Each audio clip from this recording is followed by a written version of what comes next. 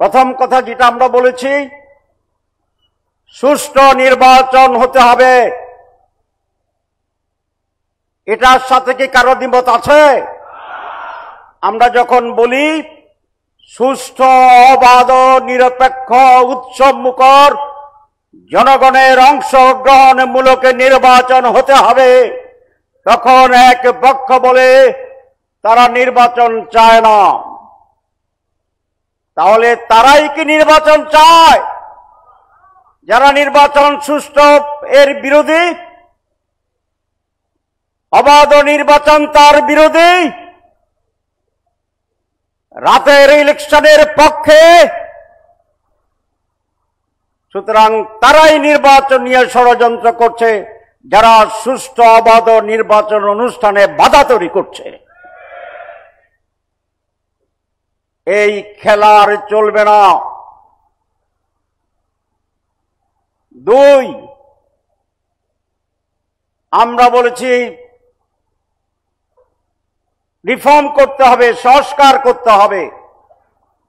মাননীয় প্রধান উপদেষ্টা বলছিলেন সংস্কার, দৃশ্যমান বিচার, তারপরে নির্বাচন।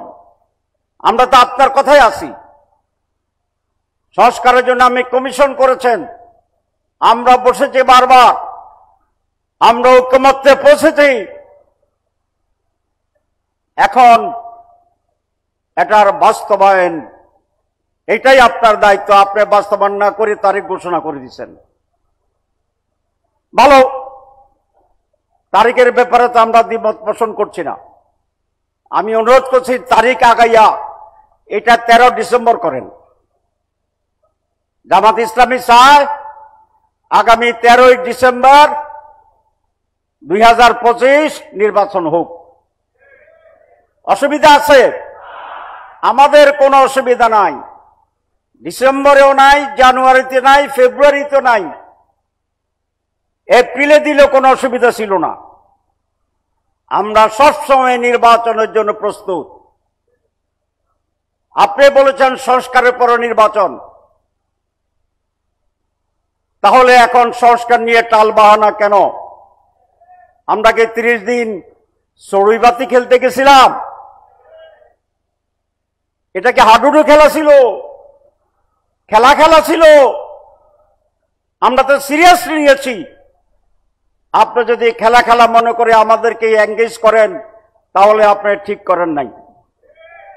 আমারও ভালো শব্দ বলতে পারতাম, কিন্তু সোজা কইতেছি, মাগরিবের সময় হয়ে গেছে। যে ব্যাপারে ঐকমত্য হয়েছে সেটি আপনাকে অবশ্যই বাস্তবায়ন করতে হবে নির্বাচনের পূর্বে। আর যদি যারা না করে, যারা সংস্কারের বিপক্ষে, এরা নির্বাচনের বিপক্ষে। যারা সংস্কারের বিপক্ষে তারা জেনেতন নির্বাচনের পক্ষে। যারা সংস্কারের বিপক্ষে, হাসিনা রাতেই শেষ করেছিল নির্বাচন, কতগুলো এমপি 900 বানিয়েছিল। এরা কি ছিল এমপি দিবা না এমপি 900?